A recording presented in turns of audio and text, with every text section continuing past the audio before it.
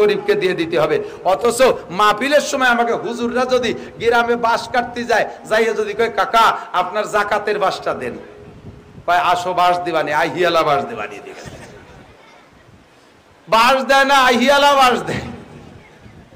ও দোস্ত ভালো করে মনে রাখবেন, মানজাবিল হাসানা ফালাহু আশরু আমসালিহা, যে আল্লাহরে এক দেয় আল্লাহ তারে 10 দেয়। জোরে বলেন কয় দেয়? আরো জোরে কয় দেয়? একেবারে তাজা খবরেরটা কই, আমি এক মাদ্রাসায় পড়াইতাম এক সময়। ওই মাদ্রাসার হাফেজ সাহেব হুজুর গেছে ওই মাদ্রাসার এলাকায় বাঁশ কাটতে। হাফেজ সাহেব হুজুরের নিজের জবানে যা শুনেছি তাই আপনাদেরকে শুনাই। এই বাঁশের কথা আসছে বিদায় মনে পড়ছে। হাফেজ সাহেব হুজুর গেছেন এক এলাকায় বাঁশ কাটতে, সবার বাঁশ তো বিভিন্ন বাড়ি থেকে কাটছে। এক লোকের 80 জাড়। আর আমাদের এলাকায় একটা প্রবাদ আছে, সখীর নারকেল কৃপণের বাঁশ। বাঁশের ব্যাপারে যত কৃপণতা করতে পারবা তত জাড়ে বাঁশ ভালো হবে, আর নারকেল যত দিবা তত ফলবে বেশি।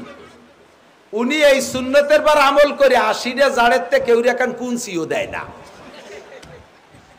আজকে গেছে হাফেজ সাহেব বাঁশ কাটতে, বহুত করে বুঝাইছে, ও মোটে নরম হয় না, খুব কঠিন। লাস্টে হাফেজ সাহেব কয় ভাইজান দেন, আল্লাহ একটা দিলি 5টাও তো দিতে পারে। এই কথাও গিরে দিছে। কোন কয়টা দেবে? কয় 5টা দেবে। দেবে? হ্যাঁ 5টা দেবে। এবার হাফেজ সাহেবের ভিতরে ওনার ভিতরে কন্ট্যাক্ট ফাইনাল হচ্ছে, কোন একটা দিলি কয়টা হবে? হাফেজ সাহেব কইছে 5টা, ওই 5টাই হাফেজ সাহেব টাইট দিছে। হ্যাঁ আপনি একটা দেন, আল্লাহ আপনার 5টা দেবে। ওই লোক ক্রিমিনালি হইয়া বাঁশের জাড়ে নিয়ে যাইয়া একটা জাড়ে 3টে বাঁশ, এই 4 বছর পর্যন্ত তাতে আর নতুন করলি হয় না। তা হাফেজ সাহেব কইছে একটাই 5টা হবে, তো এনতে যদি একটা দেয় তাহলে 5টা হবে, তাহলে জালটা ফিরে নতুন হলো। কয় যে এনতে টাকা কেটে নেন, এই জায়গায় 4টা নেন। সত্যি হাফেজ সাহেব সেই 4টা কেটে নিয়ে আসছে। তো উনি তো উনার কায়দায় ওই সেই সময় ওয়াজের দরকার কইছে, বাঁশের দরকার নিয়ে আইছে। ওই লোক গিরিয়ে দিয়ে রাখছে একটাই 5টা হবে, দেখি কোন জাড়ে 5টা হয়। আর যে জাড়েতে দিছি দেখি ওই জাড়ে হয় নাকি।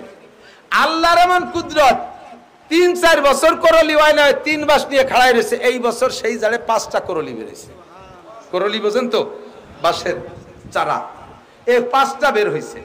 যত্ন সহকারে 5টা বাঁশ রেখে, ওই চির মোটা মোটা কায়দা মতো মোটা, সুবরি গাছের মতো একটা মোটা। পরের বছর হাফেজ সাহেব বাঁশ কাটতে যে ওই বাড়ির দ্বারে যে আবার ডাক দিছে, ভাইজান বাড়ি আসছেন নাকি? মাদ্রাসার বাঁশ কাটতে আইছি। হাফেজ সাহেবের তার মনে নাই যে ওই বাড়ি এই 5 বাঁশের কন্ট্যাক্ট করিয়ে আইছিল। হাফেজ সাহেবের আওয়াজ পাইয়া ওই লোক ঘরের ভিতর থেকে কুড়াল নিয়ে বার হইছে। বেরোনোর সাথে সাথে ছেলেরা কয় যে হুজুর হয়েছে সেই লোক। কি জানি হয়েছে, আপনি গতবার 5 বাঁশের কথা কইছেন, মনে হয় তা হই নেই, দিবেন আজকে বাঁশ কায়দা মতো দেবেন। এই ছেলেরাও ভয়তে দোল মারছে, হাফেজ সাহেব গুড়ি পায় পিছে। ও লোক টের পাইছে যে ভয় পাচ্ছে, কয় হুজুর কি খবর, চলে যান, কে বাঁশ নেবেন না? আইছিলাম, এলাই গেছে কথা। হুজুর ভয় নাই, এদিক আসেন, ভয় নাই এদিক আসেন, আগে আল্লাহর কুদরত দেখে যান। আমি আল্লাহর কুদরত চোখ দিয়ে দেখেছি। আমার সেই জাড়ে আপনি বলছেন আল্লাহ 5টা দেয়, একটা দিলি, এই দেখেন সেই 5টা এই যে। আমার বিশ্বাস হয়েছে। আপনি যদি ওই সময় বলতেন যে আল্লাহ 1-এ 10 দেয়, তাহলে আমার এই জাড়ে 10টা বাঁশই হইতো। আমি যদি একটা দিলি আল্লাহ 5টা দেয়, আমার 80টে জাড়ের থেকে 80টে বাঁশ নেবেন আজকে, কন্যা সুবহানাল্লাহ। 80টা জাড়ের থেকে 80টা বাঁশ নেবেন, তাহলে 80টা নিয়ে গেলে 5-8 40, 400 থেকে 80টা আপনারা নিলেন, আমার থাকবে আরো 320টা। তাহলে আমি দিয়ে আমার লস কি? আয-যাকাতু ইউনমিল মাল। আল্লাহর কসম আপনি ইয়াকিন রাখেন, যাকাতে মাল বাড়ায়, ওশরে মাল বাড়ায়। আমরা যখন এগুলো বন্ধ করে দিয়েছি, আল্লাহ পাক রব্বুল আলামিন নিজ হাতে নিয়ে নেয়, ইরিদান মাঠের থেকে নিয়ে নেয়, বাঁশের করলির মাথা ভেঙে যায়। আম গাছে কি পরিমাণ মুকুল হয়, অথচ জালি হয় কম। লাস্টে যে টিকতি যে কটা টেকে, তা আবার আমপান, ফানি, নার্গিস, আইলা, বুলবুল দিয়ে বাড়ই ধুলোই সব সাফ করে দেয়। লাস্টে যে কটা গাছে থাকে, তার ভিতরে আর ইঞ্জিনিয়ার যে বসে দেয়। খাওয়ার কোনো কায়দা নাই।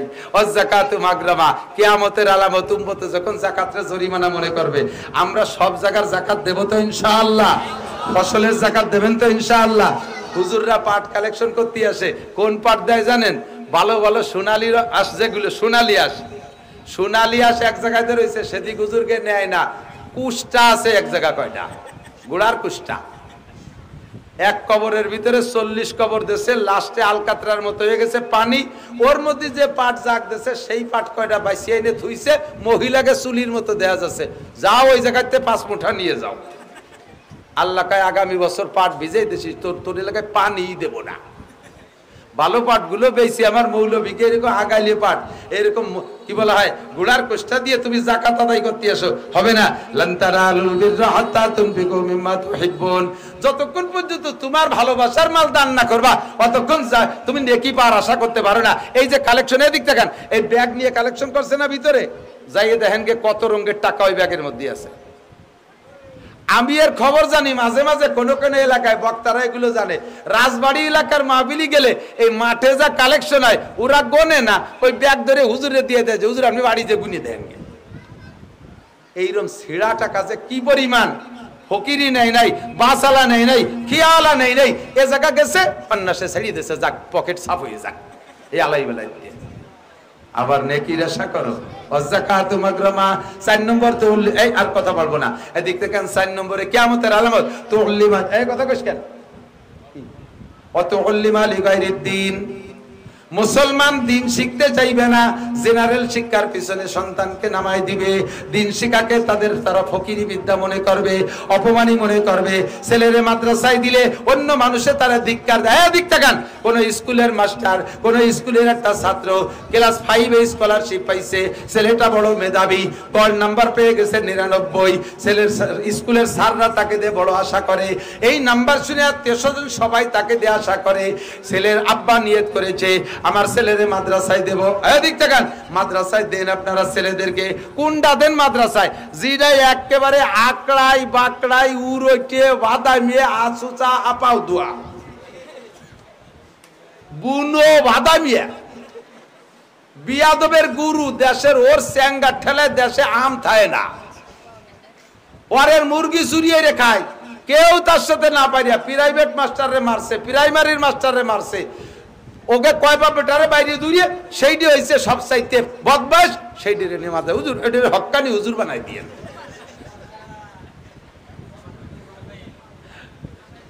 চায় দক্ষিণ দিক, দেহে উত্তর দিক, গলা শূন্য, পেট মোটা, ভাষায় গোস্ত নাই, মাথা সাইকেলে সিটির মতো 3 কোনা।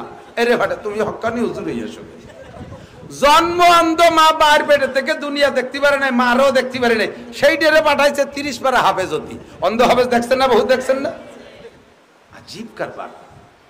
কত বড় বৈষম্য, খালি বৈষম্য হচ্ছে চাকরির ব্যাপারে বৈষম্য দূর করো না, সব জায়গার বৈষম্য ঠিক করো। আল্লাহু আকবার। বালোডারে মাদ্রাসায় দেওয়া বেরেনিটা, আমার মাদ্রাসার একটা ছাত্র কয়দিন আগে সবক শেষ হয়েছে, আমার ভাগ্নি হয় স্বাস্থ্য বনির ছেলে, মাত্র 5 মাস 150 দিনে 30 পারা কোরআন শরীফ মুখস্থ করছে।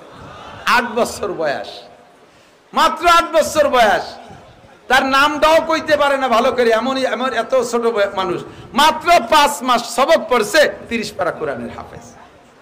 এখন সে কোরআন শরীফ উল্টো দিক দিয়ে মুখস্থ করতেছে, সদর দিক দিয়ে 30 পারা হয়েছে, উল্টো দিক দিয়ে মুখস্থ করতে করতে, মানে উল্টো দিকে ইয়াদ করতেছে, আন্তর্জাতিক পর্যায়ে চলে যাবে ইনশাআল্লাহ। তো উল্লিমা লিগাইরিদ দ্বীন, মুসলমানের সন্তানকে দিন শিখাবে না, এটাকে ফকিরি বিদ্যা মনে করবে। ফকিরি বিদ্যা, আমি বলি এদিক তাকান, বর্তমানে আলেমদের চাইতে জেনারেল শিক্ষিত ছেলেরা বেকার বেশি। কথা বলুন ঠিক কি ঠিক না? আলেমদের চাইতে। এই যে চাকরি বৈষম্য নিয়ে যে আন্দোলন শেখ হাসিনার পতন ঘটায় দিয়েছে, এই বৈষম্য দূর করার জন্য যে আন্দোলন করেছে, এটা কি মাদ্রাসার ছাত্রদের চাকরির বৈষম্যতা দূর? জেনারেল ছাত্রদের বৈষম্যতা দূর। লক্ষ লক্ষ ছেলে বেকার, এই বিদ্যার নামই হয়েছে এখন বেকার বিদ্যা। আমার কোনো মৌলবী আল্লাহর রহমতে বেকার নাই, খাইয়ে দিয়ে বেশ তেল কই আছে, মসজিদের ইমামতি আরে 30 বাড়ি খাবার, ডেলি এক বাড়ি খায়, যে বাড়ি যায় সেই বাড়ি ভালো খাবার, খাতি খাতি আমার মতো শূন্য মৌলবী মরা ধানে পানি পাইয়ে 3 মাসের মধ্যে ভুলি একেবারে পেট লাগল পায় না, কদ্দূর চলে গেছে। আবার এই মহল্লা ভরে সব Italy, France, Japan, German, Saudi Arabia থাকে, হুজুরির করে পোশাক কিনে ব্যবহার করা লাগে না। ঈদের সময় তার 14 গোষ্ঠীর পোশাক মহল্লার মুসল্লিরা দিয়ে দেয়, আল্লাহর রহমতে কুরবানির সময় দিয়ে দেয়, ঈদানের সময় 60 মণ আলাদা কালেকশন করে দেয়, রমজান মাসে 1 লাখ টাকা আলাদা কালেকশন করে দিয়ে দেয়, আল্লাহর রহমতে খেয়ে দেয়, বেশ সুন্দর আছে।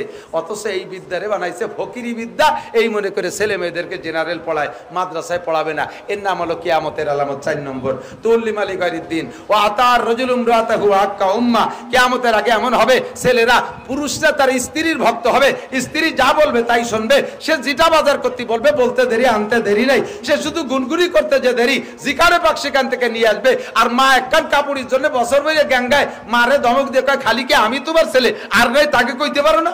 কথা বলেন, এই ঘটনা চলছে কি চলছে না? এই ঘটনা চলছে কি চলছে না?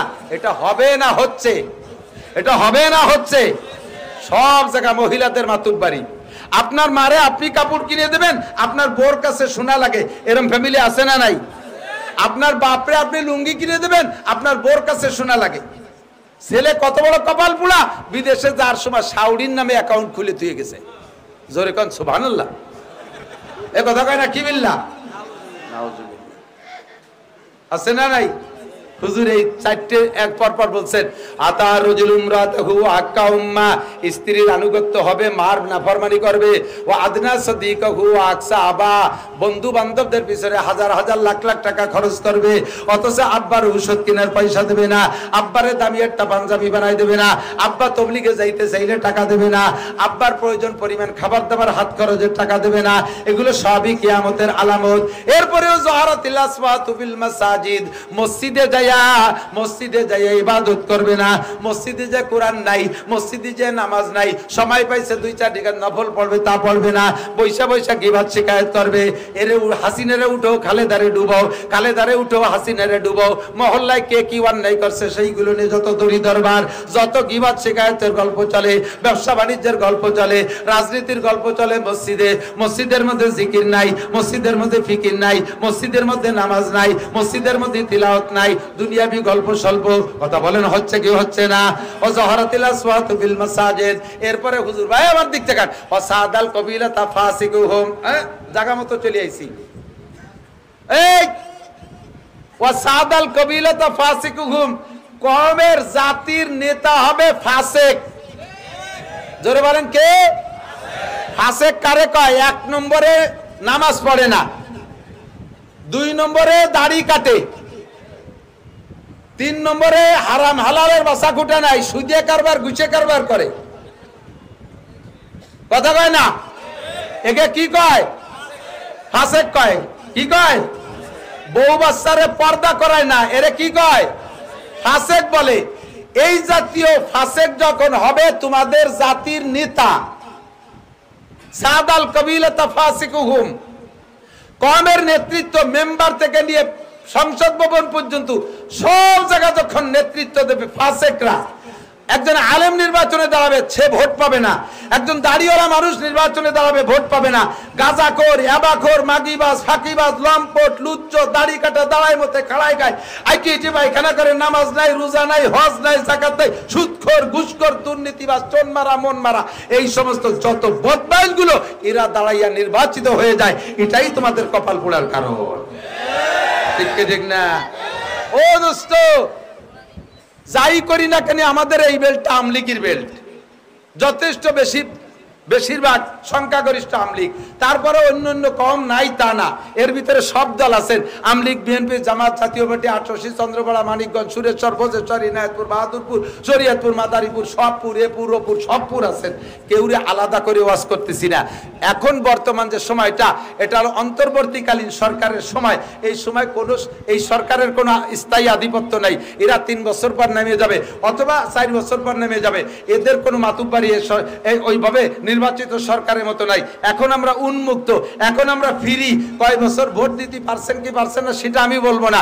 বাকি সামনে যদি নির্বাচন হয় উন্মুক্ত ভোট দিতে পারবেন, উন্মুক্ত ভোট দিতে পারবেন। ভোটের ব্যাপারে বিচার করে ভোটের ব্যাপারে পাক্কা সিদ্ধান্ত নেবেন ইনশাআল্লাহ।